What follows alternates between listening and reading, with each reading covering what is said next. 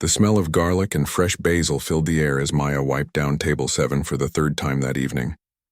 Her feet ached in those cheap non-slip shoes she'd bought from the discount store, and her lower back had that familiar burning sensation that came from carrying heavy trays for 8 hours straight. This was her life now.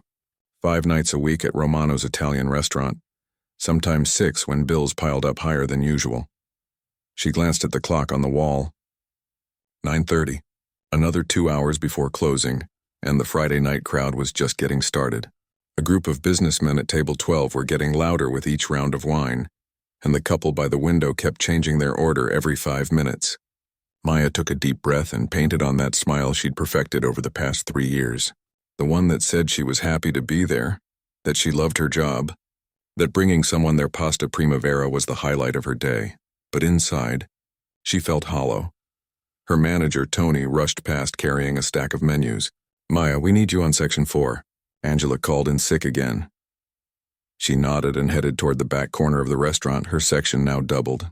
More tables meant more tips, she reminded herself. More tips meant she could finally get her mom's medication refilled without having to choose between that and paying the electric bill. It hadn't always been like this.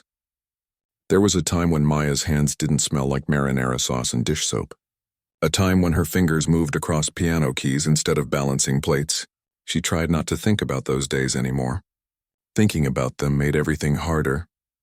She was 8 years old when her grandmother first sat her down at the old upright piano in the living room. The wood was worn and some of the keys stuck, but to young Maya, it was the most beautiful thing in the world. Her grandmother, Nana Rose, had been a piano teacher for 40 years. She had gentle hands and endless patience, and she saw something in Maya that even Maya didn't see in herself. "You have music in your soul, sweet girl," Nana Rose used to say. "I can hear it when you play." Maya spent every day after school at that piano. While other kids were outside playing or watching television, she was learning scales and finger exercises. But she never felt like she was missing out. The piano wasn't work. It was home. When she played, everything else disappeared. The cramped apartment, her parents' money worries, the kids at school who made fun of her second-hand clothes, none of it mattered when she was making music. By high school, Maya was winning competitions. Small ones at first, local talent shows and community events. Then bigger ones, state level, regional level. Her music teacher said she had real potential, the kind that could take her places.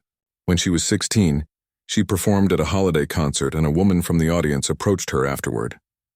She handed Maya a business card and told her to apply to the Conservatory of Music downtown. "You're too talented to let it go to waste," the woman had said. Maya remembered filling out that application like it was yesterday. She'd spent weeks on it, writing and rewriting her essay about what music meant to her. She'd recorded 3 pieces on her grandmother's old phone, the audio quality terrible but her playing clear enough. She'd mailed it off and then waited, checking the mailbox every single day after school. The acceptance letter came in March of her senior year, full scholarship. They wanted her. A real music school wanted her to come study piano performance.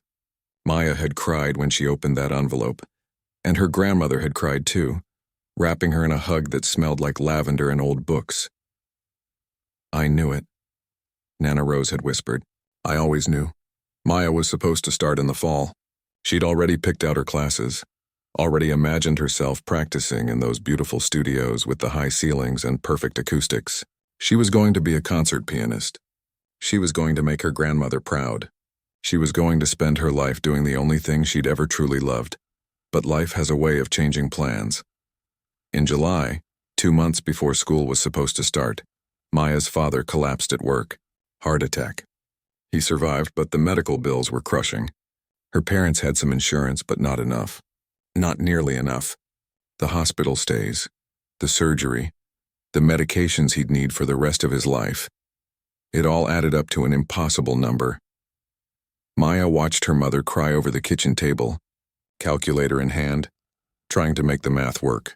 She watched her father, pale and weak, apologize over and over for being sick, for costing them money, for ruining everything, and she made a decision. She called the conservatory and told them she couldn't come. They were understanding, said she could defer for a year, maybe 2. But Maya knew the truth. A year would turn into 2, would turn into forever. Her family needed her now. She got the job at Romano's 3 days later. No experience necessary, they'd said. They'd train her.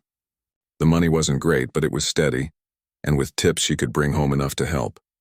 Her grandmother had begged her not to do it, said they'd find another way, but Maya's mind was made up. Family came first. The piano could wait, except it didn't wait. It just faded away. The first few months, Maya still played sometimes. Late at night, when she got home from work, she'd sit at her grandmother's piano and play quietly so she wouldn't wake anyone. But every time she played, it hurt.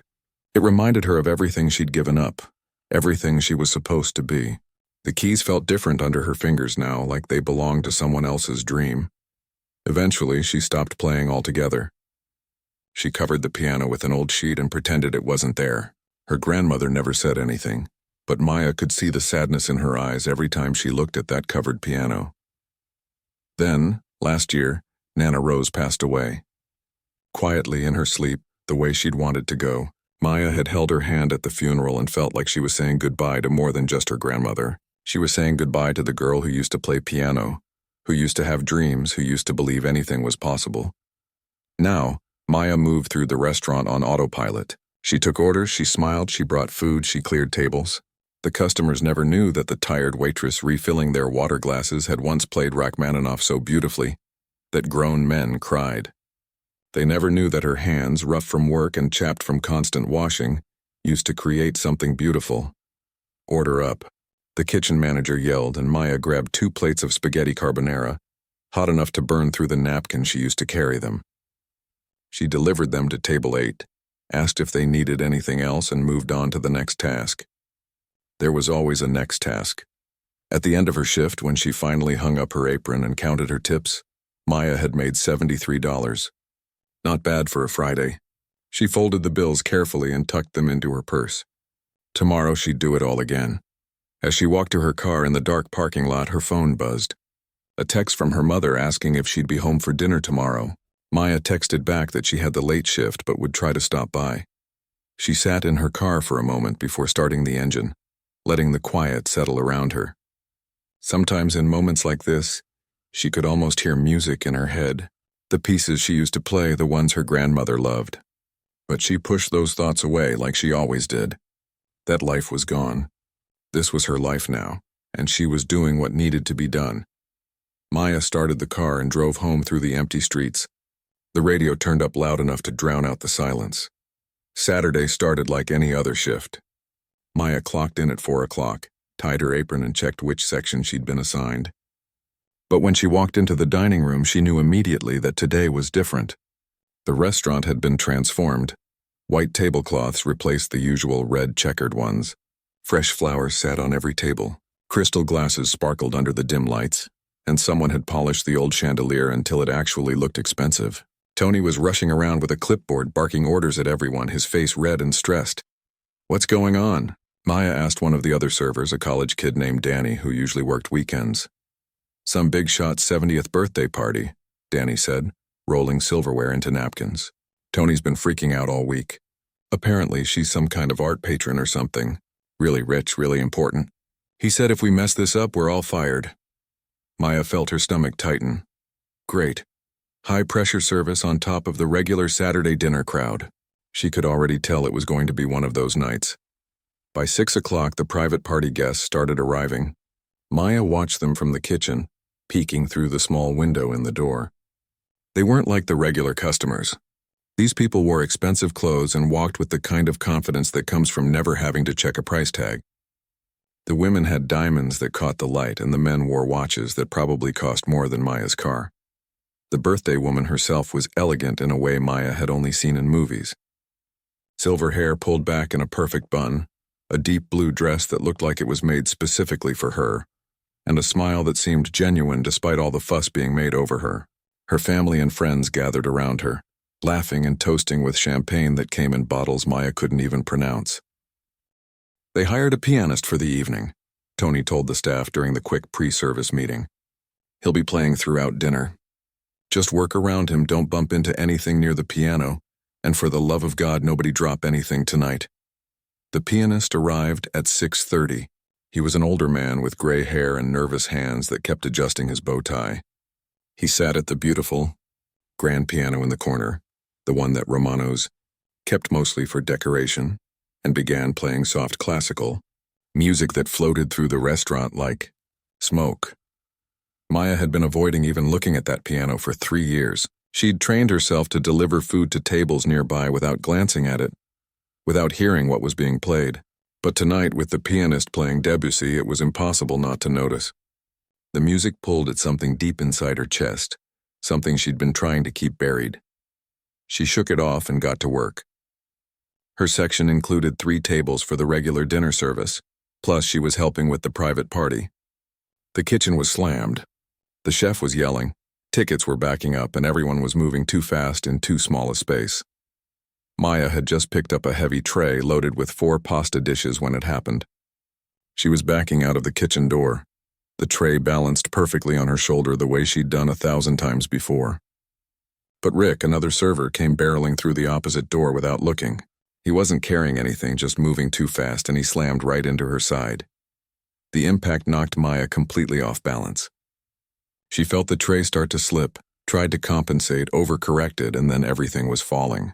4 plates of pasta, sauce, meatballs, all of it crashed to the floor in the worst possible spot. Right in the middle of the dining room, right in front of the private party. Right as the pianist was playing a quiet, delicate piece, the crash was enormous. Ceramic shattering, food splattering, the metal tray clanging against the hardwood floor. Every single person in the restaurant turned to look. The pianist stopped playing mid-note. The entire room went silent except for the sound of marinara sauce dripping off the edge of a chair.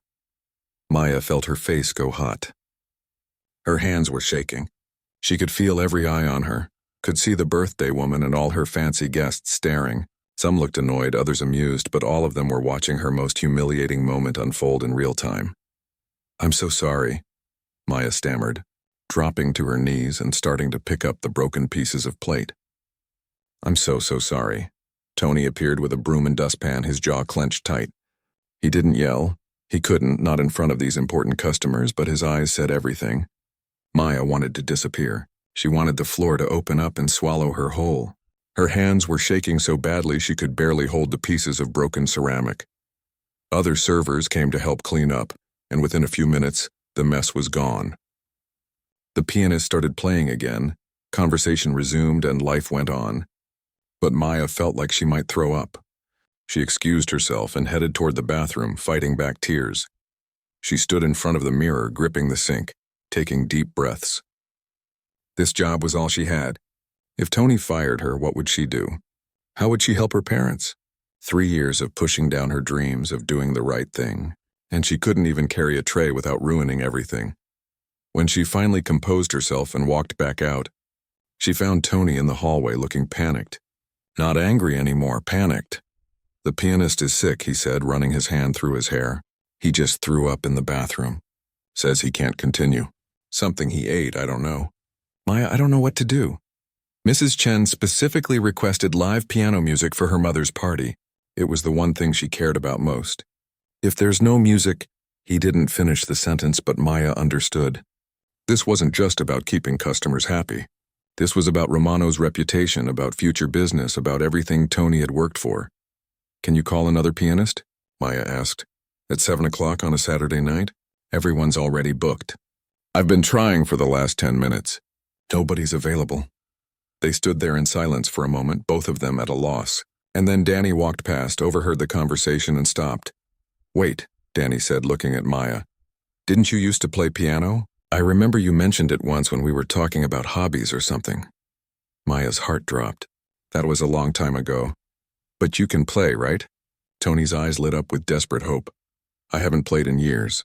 I couldn't possibly— Maya, please!" Tony grabbed her shoulders, looking her straight in the eye. "I'm begging you. Just for an hour. Just background music. It doesn't have to be perfect. These people are talking and eating. They barely pay attention to the music anyway. Please. I'll pay you extra. I'll give you next weekend off. Whatever you want. Just please." Maya felt like she couldn't breathe. Her hands started shaking again, but this time it wasn't from embarrassment. It was fear. Pure cold fear. She hadn't touched a piano in 3 years. She'd made a promise to herself that she was done with that part of her life. The piano was her past and she'd moved on.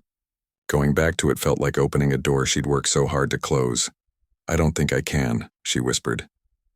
"You can," Tony said. "I've seen you handle impossible situations every single night. You're one of the best servers I have. You can do this." Maya looked past him through the doorway into the dining room. She could see the grand piano sitting there silent now, waiting. The birthday party guests were talking among themselves, but there was an awkward quiet without the music. The elegant older woman was looking around, clearly disappointed that the pianist had disappeared. "What if I mess up?" Maya asked, her voice barely audible. "Then you mess up, but I don't think you will." Tony squeezed her shoulder. "Please, Maya, I really need you." She thought about her grandmother, about the last time she'd seen her before she passed away, when Nana Rose had taken her hand and said, "The music isn't gone, sweet girl. It's just sleeping. One day you'll play again, and it will be even more beautiful because of everything you've been through." Maya had thought she was delirious, talking nonsense in her final days. But now, standing in this hallway with a desperate manager and a silent piano waiting for her, those words came back with startling clarity. "Okay," Maya heard herself say. "I'll try." Tony's face flooded with relief. "Thank you. Thank you so much." Maya untied her apron with shaking hands and gave it to Danny. She smoothed down her black pants and white shirt, her server uniform, that suddenly felt all wrong for what she was about to do. She took a deep breath, said a small prayer to her grandmother, and walked into the dining room. The piano waited in the corner, beautiful and terrifying. Maya had spent years avoiding this moment, and now here it was, thrust upon her by chance and chaos and a broken plate of pasta. She moved across the room like she was walking through water, every step feeling heavy and slow. She reached the piano bench and sat down, her legs weak beneath her. The smooth wood of the bench felt familiar despite the years. She looked down at the keys, 88 black and white keys that had once been her whole world. Around her, the restaurant continued. People talked, glasses clinked, someone laughed. But Maya barely heard any of it. Her hands hovered above the keys, trembling. All she could think was that she'd forgotten how. 3 years was too long. She was going to sit here and humiliate herself even more than she already had tonight. She was going to prove that giving up music was the right choice because she wasn't good enough anyway. But then her fingers touched the keys and something unexpected happened. They remembered what her mind had forgotten. Maya's hands rested on the keys for what felt like an eternity, but was probably only a few seconds. The ivory was cool under her fingertips. She could feel the slight texture of it, the tiny imperfections that made each key unique. Her heart was pounding so hard she was sure everyone in the restaurant could hear it. She closed her eyes and tried to remember the last piece her grandmother had taught her. It was a Chopin nocturne, simple and beautiful. Nana Rose had played it at her own mother's funeral many years ago, and she'd told Maya that someday, when she was ready, it would be her piece to carry forward. "Music is how we remember people," her grandmother had said. "Long after we're gone, the songs remain." Maya took a breath and let her fingers find the opening notes. At first they felt stiff and uncertain. The sound that came out was tentative, almost apologetic. She winced, expecting to forget what came next, expecting her hands to fail her. But then something shifted. The muscle memory was still there, buried under 3 years of neglect but not gone. Her fingers began to move with more confidence, finding the melody that had been sleeping in her hands. The notes started to flow, one leading naturally to the next like a path she'd walked 1,000 times before. The Chopin nocturne filled the restaurant. It was gentle and melancholic, the kind of music that made you think about people you'd lost and moments you could never get back. Maya felt tears prick at the corners of her eyes, but she kept playing. With each measure, she felt something loosening in her chest, something that had been wound tight for so long she'd forgotten it was there. She opened her eyes and glanced around the room. The dinner guests had grown quiet. They weren't ignoring the music like Tony had said they would. They were listening. Really listening. The elegant birthday woman had paused mid-conversation, her glass of champagne frozen halfway to her lips, and she was watching Maya with an expression of complete attention. Maya finished the nocturne and, without thinking, transitioned into another piece. This one was Debussy, one of her favorites from high school. Her hands knew it so well that she didn't have to think about the notes. They just came. And as they came, something happened inside her. The fear that had been choking her started to fade. In its place was something she hadn't felt in 3 years. Joy. The music wasn't perfect. She hit a wrong note in the middle section and had to recover quickly. Her timing was slightly off in a few places, rusty from lack of practice. But there was something raw and honest about it that perfection could never achieve. This wasn't a performance by someone trying to impress anyone. This was someone who had lost something precious and just found it again. When the Debussy ended, Maya paused. She was breathing hard like she'd been running. Her hands were shaking, but not from fear anymore. From adrenaline. From the sheer overwhelming feeling of doing something she loved after convincing herself she'd never do it again. She looked up and realized that the entire restaurant had gone silent. Not just quiet, completely silent. Every conversation had stopped. Every guest in the private party, every regular customer at the other tables, even the servers standing by the kitchen door, they were all watching her, waiting. For a brief moment, panic fluttered in Maya's chest. But then the birthday woman started clapping. It started as a slow, deliberate applause, and then others joined in. Soon the whole room was clapping, and some people were even standing. Maya felt her face flush. She wasn't used to this kind of attention. For 3 years she'd been invisible, just another waitress bringing people food. Now suddenly everyone was looking at her like she was someone worth seeing. Tony caught her eye from across the room and mouthed, "Keep going." So she did. This time, Maya didn't choose a classical piece. She transitioned into something different, a jazz standard her grandmother used to play on Sunday mornings. Then she started improvising, letting her fingers wander and explore, blending the classical training with something more spontaneous. She'd never been great at jazz improvisation in school, always too worried about making mistakes. But now, with nothing to lose, she let herself experiment. The music became a conversation between her past and her present. The classical pieces represented everything she'd studied, everything she'd dreamed of being. The improvisation represented where she was now, imperfect, struggling, but still alive. The two styles wove together into something uniquely hers. She played for 45 minutes without stopping. Time disappeared. The aching in her feet from standing all day disappeared. The embarrassment of dropping that tray disappeared. Everything disappeared except the music and the feeling of her hands finally doing what they were meant to do. Maya played pieces she'd memorized as a teenager. She played songs her grandmother loved. She played melodies that came to her in the moment, things she made up on the spot that would never exist again after tonight. Her fingers moved across the keys with increasing confidence, remembering patterns and progressions she thought she'd forgotten. At one point, she glanced up and saw that several people in the private party were recording her on their phones. The thought made her nervous for a second, but then she let it go. Let them record. It didn't matter. This moment was for her grandmother, for the girl she used to be who never really died, just went into hiding. When she finally finished her last piece, a gentle return to the Chopin nocturne where she'd started, the applause was immediate and enthusiastic. People were standing, genuinely moved. The birthday woman was dabbing at her eyes with a napkin, and several others looked equally emotional. Maya stood up from the piano bench on shaky legs. She felt drained, but also more alive than she had in years. Tony rushed over, his eyes wide with something between shock and delight. "Maya, that was incredible. I had no idea. Why didn't you ever tell me you could play like that?" She didn't have an answer for him. How could she explain that she'd spent 3 years trying to forget she ever could? The birthday woman approached, moving with slow grace across the restaurant. Up close, Maya could see that she was older than she'd initially thought, probably closer to 90 than 70. But her eyes were sharp and kind. "Young lady," the woman said, her voice carrying the hint of an accent Maya couldn't quite place. "That was the most beautiful gift anyone could have given me tonight. What's your name?" "Maya," she managed to say, her voice coming out softer than she intended. "Maya, I'm Helen." The woman took her hand in both of hers. "I've attended hundreds of performances at concert halls all over the world.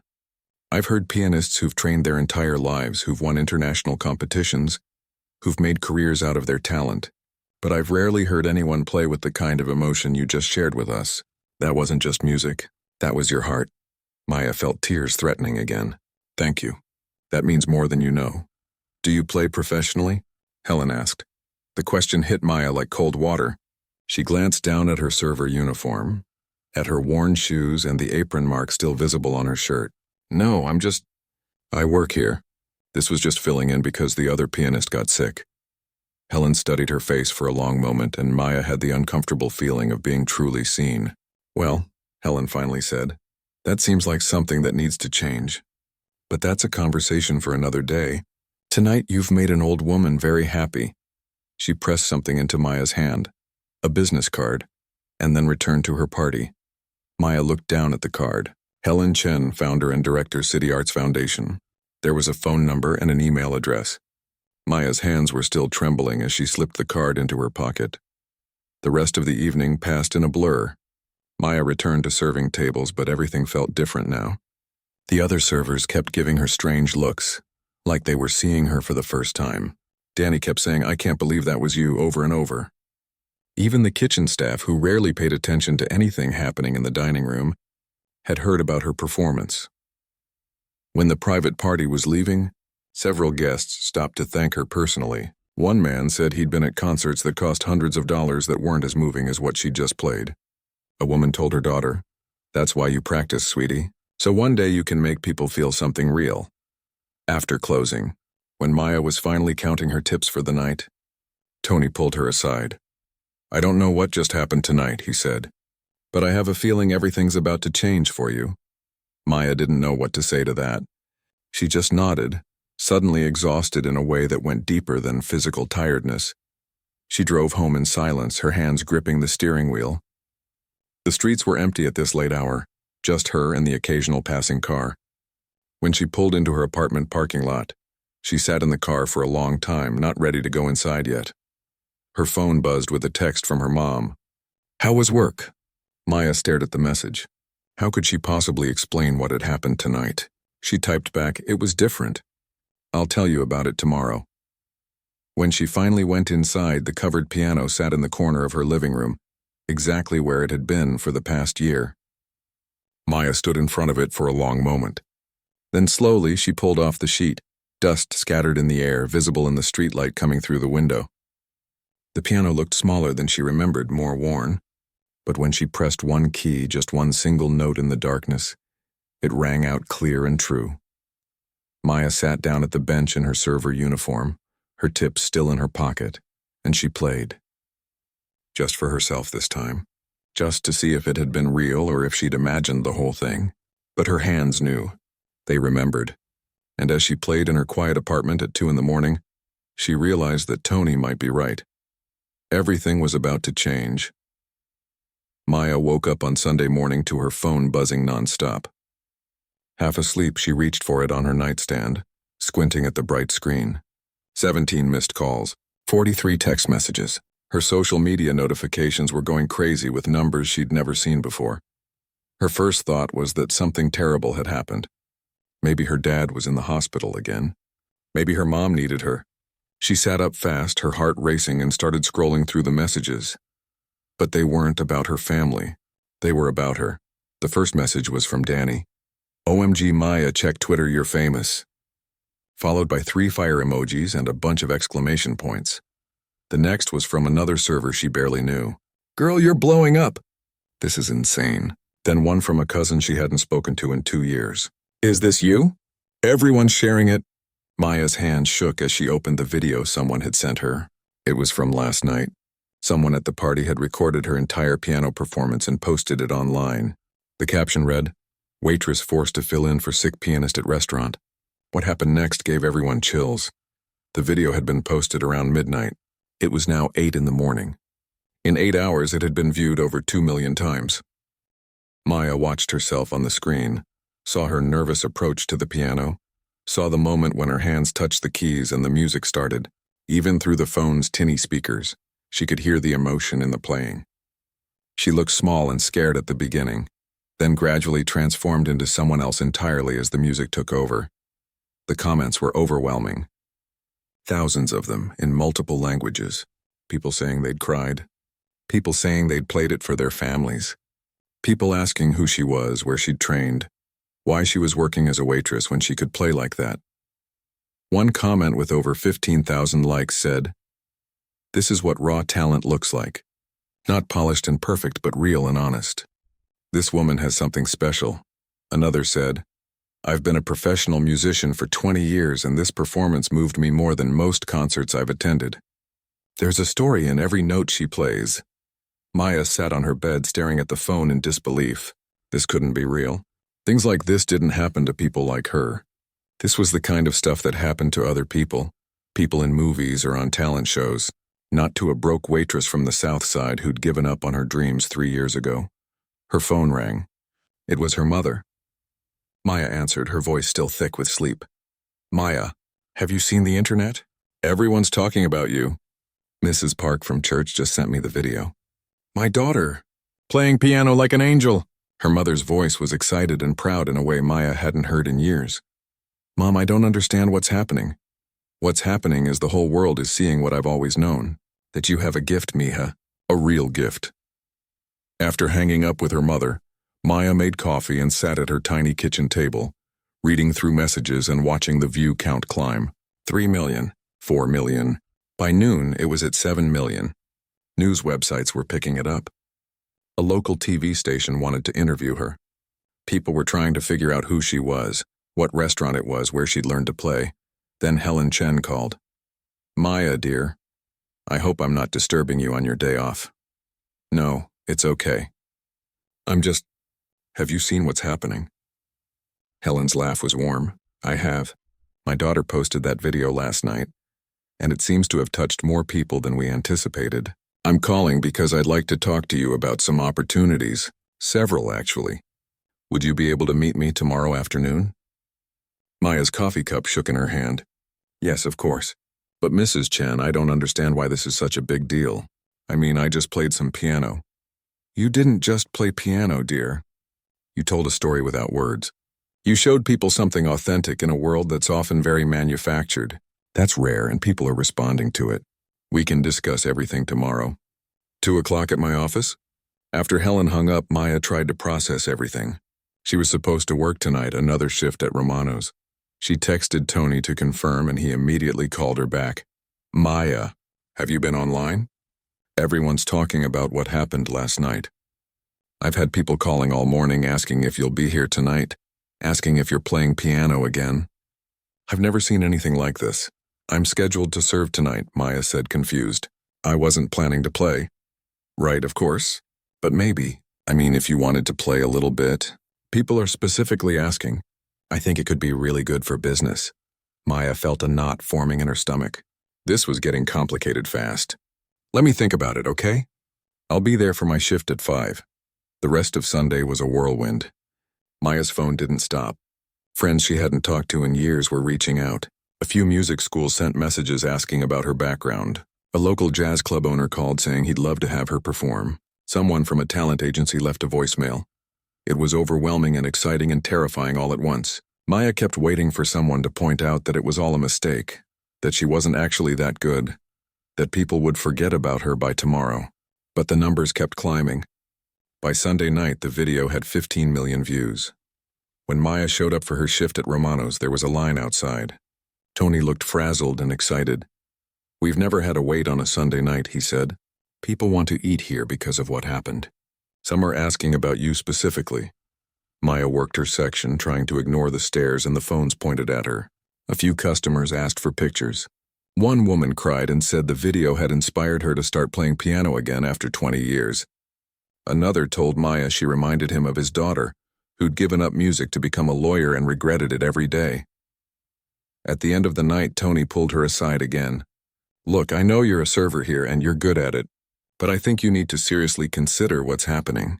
This is bigger than Romano's. This might be your chance." "Chance for what?" Maya asked, but she already knew the answer. "To do what you were meant to do." On Monday afternoon, Maya met Helen at the City Arts Foundation office. It was in a beautiful old building downtown, the kind with marble floors and high ceilings. Helen's office overlooked the river, filled with photos of musicians and artists she'd worked with over the years. "Sit down, dear. Can I get you coffee, tea?" Maya shook her head, too nervous to drink anything. Helen sat across from her, folding her hands. "I've spent my life supporting artists," Helen began. "And I've learned to recognize when someone has not just talent, but something deeper. You have it, Maya. The question is, what do you want to do with it?" "I don't know," Maya admitted. 3 days ago, I was just trying to pay my bills and help my family. I'd given up on music. And now everything's different, but I still have the same problems. My dad's medical bills haven't gone away. My responsibilities haven't changed. What if I told you there were ways to pursue music and still take care of your family? What if those two things didn't have to be in conflict? Over the next hour, Helen outlined several possibilities. The symphony orchestra wanted Maya to audition. A local arts high school needed a piano teacher. The jazz club that had called was serious about a weekly performance spot, and the pay was decent. Helen herself wanted to sponsor Maya for some community performances through the foundation. "You don't have to decide everything today," Helen said, "but I think you need to stop seeing music as something you gave up." That performance on Saturday night? That wasn't just you filling in for someone. That was you being exactly who you are. The world is responding because it's real. Maya left the office with her head spinning. She drove aimlessly for a while, ending up at the cemetery where her grandmother was buried. She hadn't visited in months, too busy with work and too sad to face the memories. She sat on the grass next to the headstone, tracing her grandmother's name with her finger. "I don't know what to do, Nana," she said out loud. "Everything's changing so fast. That thing you said before you died about the music just sleeping, you were right. But now it's awake and I'm scared. What if I try and fail? What if I'm not good enough? What if I choose music and everything falls apart?" The wind rustled through the trees. A bird sang somewhere nearby. Maya sat there for a long time waiting for an answer that didn't come, but slowly, sitting there in the quiet, she started to understand something. She'd spent 3 years thinking she'd made a noble sacrifice, giving up music for her family. But maybe she'd really just been scared. Scared of trying and failing. Scared of wanting something too much. Scared of being disappointed. It was easier to tell herself she didn't have a choice than to face the risk of choosing and being wrong. But that performance on Saturday night had shown her something important. The music hadn't died when she stopped playing. It had just been waiting. And when she finally let herself touch those keys again, even just to fill in for a sick pianist, even just as a favor to her desperate manager, it came rushing back like it had never left. That evening, Maya sat at her grandmother's piano and made a decision. She called the arts high school about the teaching position. She called the jazz club about the performance spot. She scheduled her audition with the symphony orchestra, even though the thought terrified her. She also talked to her parents. Really talked for the first time in 3 years about what she'd given up and why.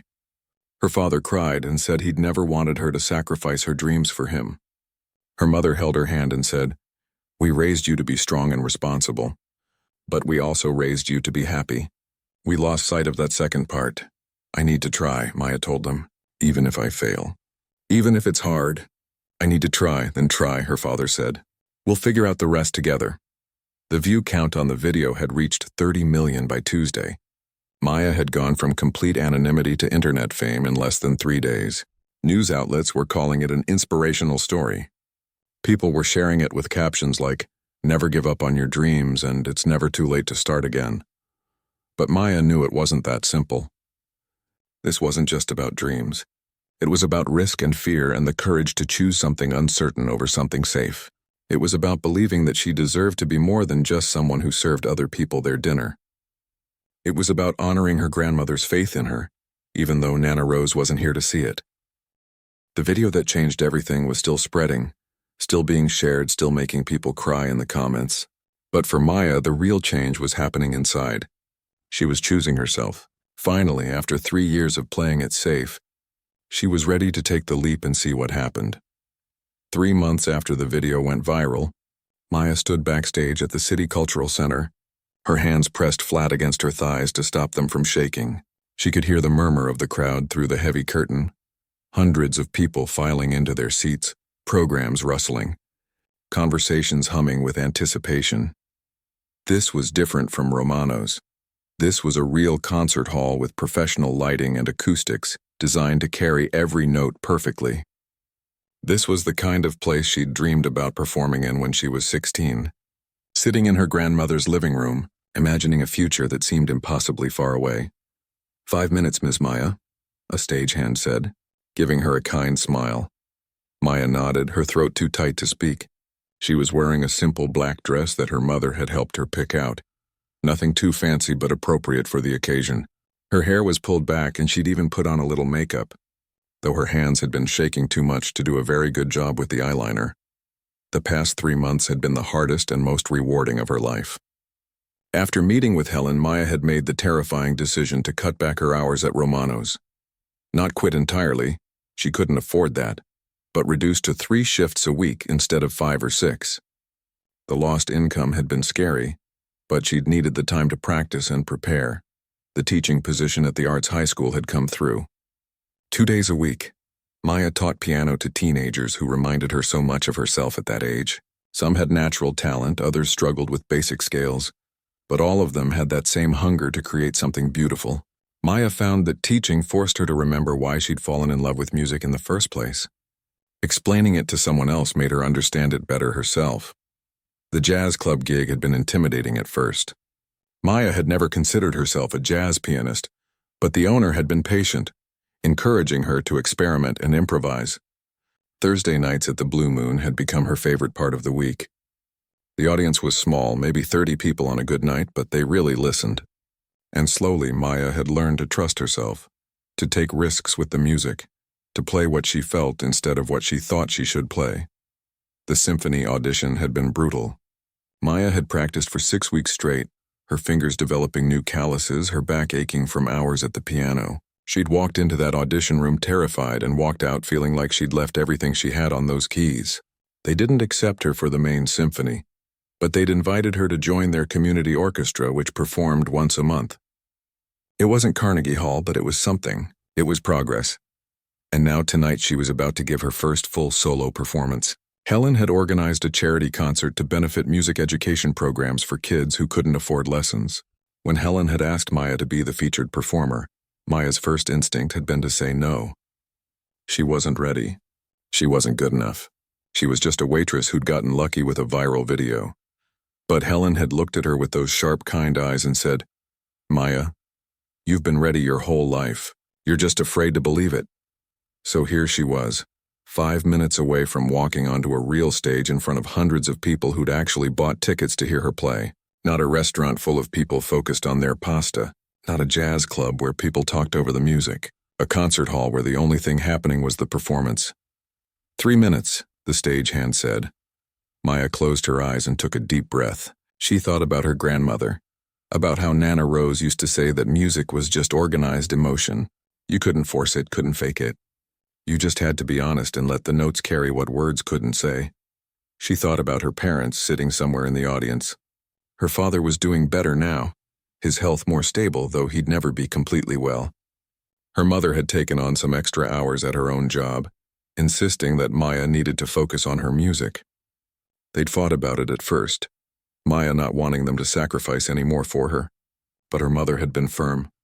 "For 3 years you sacrificed for us," she'd said. "Now let us support you. That's what family does." Maya thought about Tony and the other servers from Romano's, a whole group of them who'd bought tickets together. Danny had texted her earlier saying he'd brought a banner that said, "We knew her when," which was both embarrassing and touching. She thought about all the people who'd reached out after seeing the video. The woman who'd started playing piano again after 20 years. The teenager who'd decided not to give up on music school. The older man who'd written to say that watching her performance had made him cry for the first time since his wife died, and that the tears had been healing. 1 minute, Maya opened her eyes and looked at her hands. They were still shaking slightly, but that was okay. A little nervousness meant she cared. It meant this mattered. She flexed her fingers, rolled her shoulders back, and stood up. The stagehand pulled back the curtain slightly, and Maya could see the piano waiting for her in the spotlight. It was a beautiful instrument, a concert grand that had been donated specifically for tonight's performance.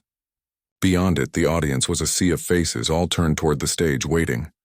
"Okay," Maya whispered to herself. "Okay." She walked onto the stage. The applause was immediate and warm, and Maya had to resist the urge to turn around and see if there was someone more important walking on behind her. But no, this applause was for her. She gave a small wave, feeling awkward and grateful all at once, and made her way to the piano. Sitting down on the bench, Maya adjusted her position and looked out at the crowd. The lights made it hard to see individual faces, which was somehow comforting. She spotted her parents in the 3rd row.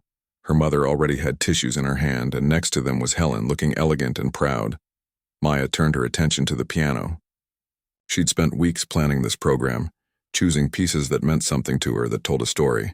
She'd start with the Chopin Nocturne, the one her grandmother loved.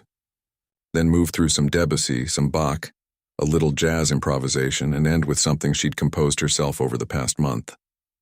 It wasn't complicated, her composition, but it was honest. Before she began, Maya leaned slightly toward the microphone that had been set up next to the piano. "Thank you all for being here tonight," she said, her voice steadier than she expected. "I want to dedicate this performance to my grandmother Rose, who taught me that music isn't just something we do with our hands. It's something we do with our hearts. She believed in me before I believed in myself, and I hope wherever she is, she can hear this." Maya placed her hands on the keys. The audience quieted completely. In that moment of perfect silence before the first note, Maya felt something shift inside her. The fear didn't disappear entirely, but it transformed into something else. Excitement, purpose, joy. She began to play.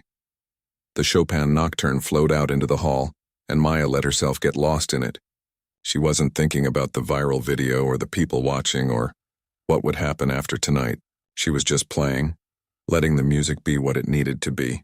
The melody was bittersweet and beautiful, full of longing and love, and Maya played it like she was having a conversation with her grandmother across the distance between life and death. When the nocturne ended, there was a brief pause before the applause. In that pause, Maya heard someone sniffle. Her mother, probably, and she smiled. Good. The music was reaching people. That's what mattered. She moved into the Debussy, then the Bach, each piece flowing into the next. Maya made a few small mistakes, tiny moments where her fingers didn't land quite right or her timing was slightly off, but she didn't let them throw her. Mistakes were part of being human, part of being real.